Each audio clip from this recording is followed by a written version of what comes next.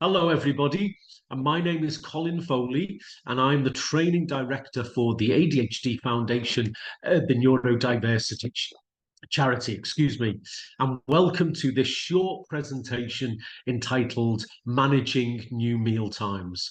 Now, the ADHD Foundation has worked in partnership with the Witherslack group over a number of years, and it is my pleasure to be presenting this presentation in partnership with the Witherslack group, of course. If you want to find out further information about the work of the ADHD Foundation, then on the slide there you can see our website address and our social media platforms. So please feel free to go and engage with some of the materials that we have on our website. So we're here today in this short presentation to talk about some of the difficulties and the anxieties that children and young people can face around food, eating and meal times. And I'm going to offer you some strategies about how you can support your son or daughter if they are experiencing challenges in this area. Now, there are many reasons why a young person may experience challenges and difficulties around food. And some of these, you can see on the slide there, are very well known, and I'm sure you are very conscious of this. Then they can be anything from food intolerances to allergies to mental health vulnerabilities, in extreme cases, of course, eating disorders, or just the physical process, what we call oral motor disorders, the physical process of eating. But particularly when we talk about neurodiversity, then of course there can be issues around eating food and meal times there as well. You may have an autistic son or daughter who has sensory food aversions or is hypersensitive to tastes or certain tastes, prefers quite a routine and a recognizable diet that is very common to them, reluctant to experiment with different foods, for example, which is something that you might be wanting to address. With ADHD, those issues can be there as well, of course, but for different reasons. I was talking to a family recently with a young son with ADHD, very physically hyperactive, with a lot of attentional dysregulation as part, of course, of his ADHD. So meal times were difficult because he didn't want to sit still and converse with his family over a meal time that might take, in his mind, quite a considerable amount of time. And they were having difficulties with him because he just wanted to eat the food as quickly as possible, and then he wanted to get up and get on the move because of his physical hyperactivity. So there can be lots and lots of different reasons connected to neurodiversity about why children and young people have challenges and difficulties with meal times in particular. But what we're here today to talk about is when those meal times might be new environments, new sets of social conventions that your child or young person has to learn to adapt and work within, and different foods, more choice, for example, and of course, different people preparing and serving that food as well. So that's what we are here primarily to talk about in this presentation. Maybe your son or daughter is about to go to a different school or college or start work. And where does the lunchtime meal happen? In what environment and in what ways is that experience going to be new for your son or daughter?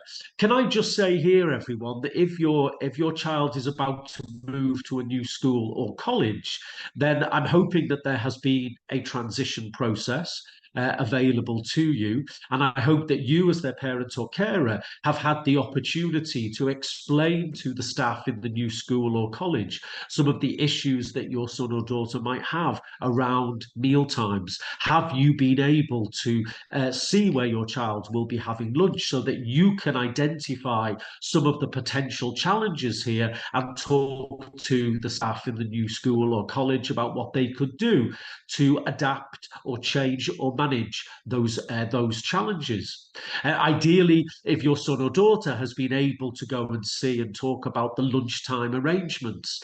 And when I worked in a school, we were very keen that transition activities covered the whole school day, and that included things like lunchtime. So is there anything that can be done to the lunchtime environment? How noisy is it? for example. What are the smells like in that environment? Is there a way in which your son or daughter can be seated in a certain place, or maybe wearing ear defenders, or indeed have lunch at a different time?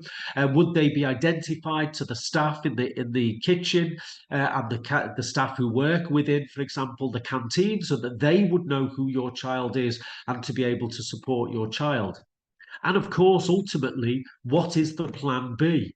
If that environment is too overwhelming and your child can't eat in that environment, but they have to eat, of course.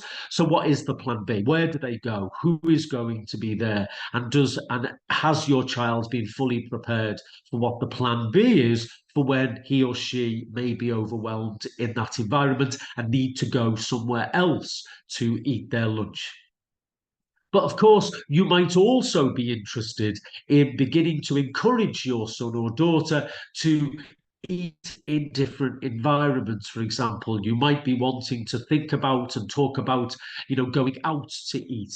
And all of the kind of conventions, as we mentioned before, that go with that, and the different foods and the greater choice that is on offer.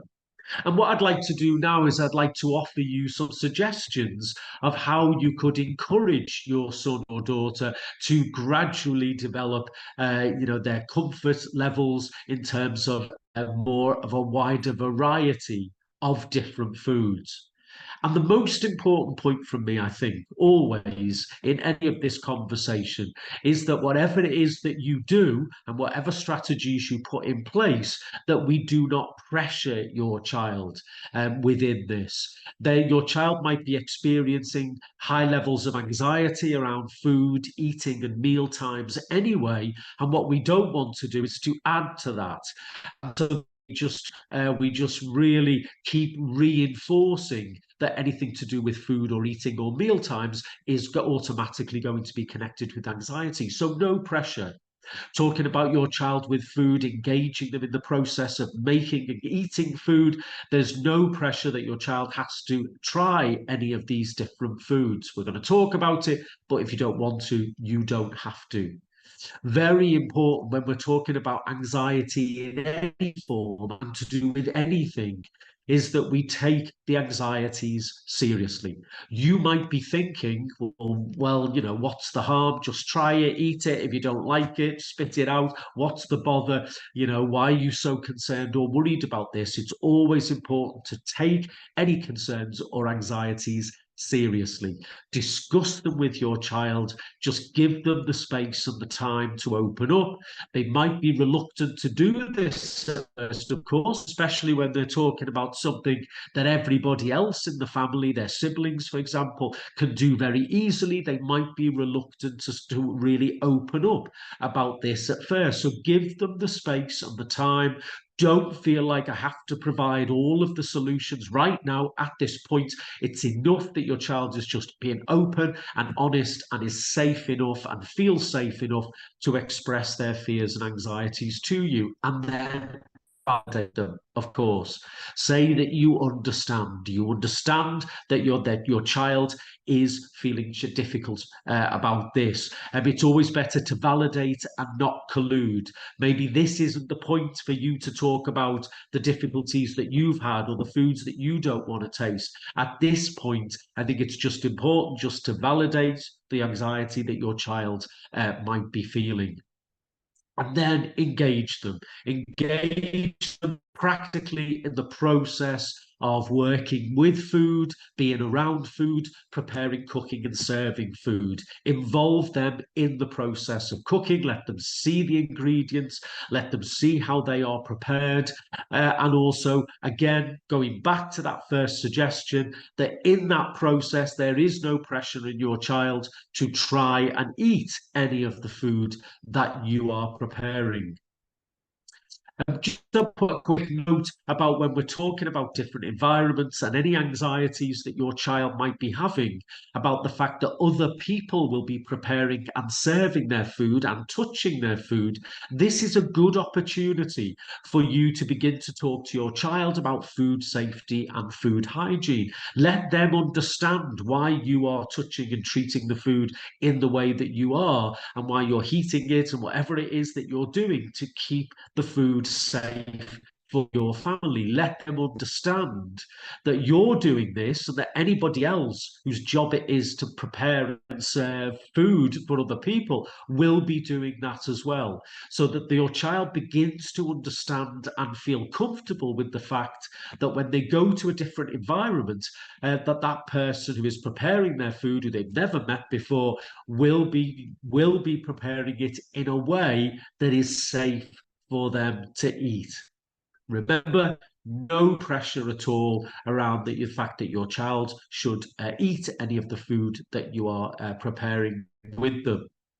Now, it might be an idea to start gradually to think about a phased approach to encouraging your child to engage with different foods and to ultimately try and taste those foods. And what I've offered you there on the slide, as you can see, is quite a standard process that's used by many families, which is just very gradually, step by step. The child gets to see it, gets to touch it, gets to smell it, gets to lick the food. No pressure that they have to put it in their mouth and swallow it. And you're gradually building up to the point at which your child will be comfortable to do that. And remember, even if they've just touched the food and held it in their hand, or they've licked it and put it back down again, is to reward them at every stage for doing what it is that they've done, because every stage, if they're taking any of these stages to confront what they are feeling anxious about, that is something that is worthy of a reward.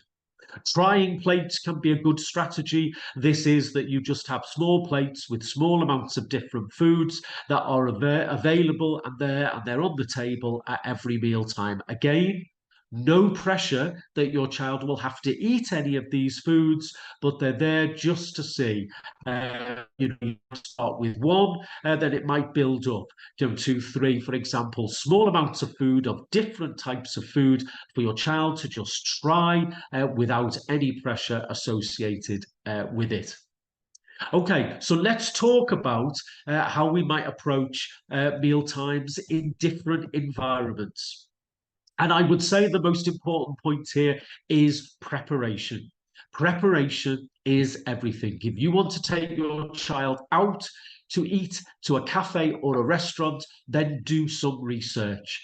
Find a venue that you think would work for your child. If you've got the opportunity to go and visit it and look at it, to talk to the staff, to maybe take your child, engage them in the process of the research, take them to check out, what you think about this place. If it may be the case that if your child sees a table that they'd like to sit at, sees something on the menu that they'd like to try, then if you then decide another date to go, make sure you call beforehand to check that dish is still on the menu, to see if you can maybe reserve that particular table in that particular place for your child. But share the menu, talk about the menu, you maybe ask the staff about what sort of ingredients are in dishes, because of course, remember, a dish that you cook at home, it might be on the menu in a cafe or a restaurant, but there might be different ingredients, for example. So that might be worth checking that out. And we mentioned already the importance of demonstration, of reinforcing with your child all along about food safety and food hygiene, and how the staff within that cafe or that restaurant would be using the same approaches that you do at home to make sure that food is safe for your child to eat. It might be a good idea to do a bit of rehearsal at home about how do we act, how do we comport ourselves, if you like, in different environments. What's the expectation around movement, around the space, around noise, around the volume of your voice, for example? You might want to rehearse, how do we ask for something on the menu, what happens when somebody approaches the table and serves you, or at the counter. whatever it is. You might have heard, particularly if your child is autistic, of something called social stories, which is a very, very common strategy that is used to encourage and educate autistic children and young people around different experiences and different environments, but doing it in a story form. Well, rehearsing at home could be an extension of this. So when the waiter says this to you, so if they say this or this, how do you think you might respond in that situation, and giving your child suggestions and letting them act out, for example, if they're comfortable with that, being the waiter themselves or being the customer. So a lot of rehearsal about the social conventions that we talked about at the beginning of this presentation and around, because those can be new experiences for your son or daughter.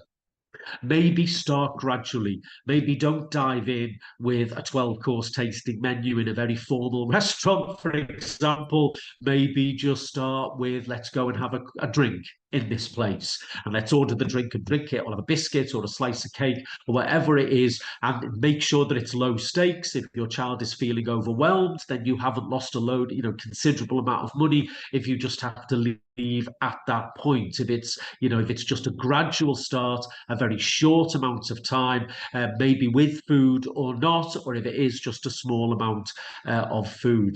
And remember, if your child has done that and your child has gone to that and is then feeling overwhelmed, let's still validate those fears, let's hear them, and let's reward your child for going in there and sitting down and having a go. And I always think, when I deliver any presentation around anxiety, I always think about something called the habituation curve, which is that sometimes we can get quite frustrated, can't we? We can get impatient as parents and carers and professionals working with children and young people in terms of the progress isn't fast enough, and sometimes we have to think of it as a curve, and always consider that if your child goes into the cafe and sits down and then isn't able to continue and has to leave, that there has been some progress there in terms of they've made the effort and they've gone in and they've sat down. So let's look at it as a curve always. If your child is moving in the general direction, if they've took something from the trying plate that they've never taken before and they've tasted it, even if they spit it out, right? This is all moving in the general direction of confronting and trying to manage sources of anxiety. And therefore, we need to respect that. We need to validate that, okay? And we need to reward that in some format, whichever works what's appropriate for your child.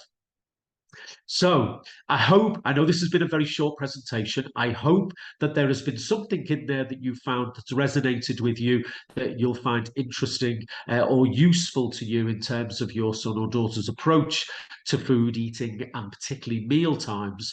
Can I just wish you all my best wishes in this area, and I hope that your child is able to deal with and manage and progress along some of the anxieties that they might have around this. So take care, everybody, and bye now.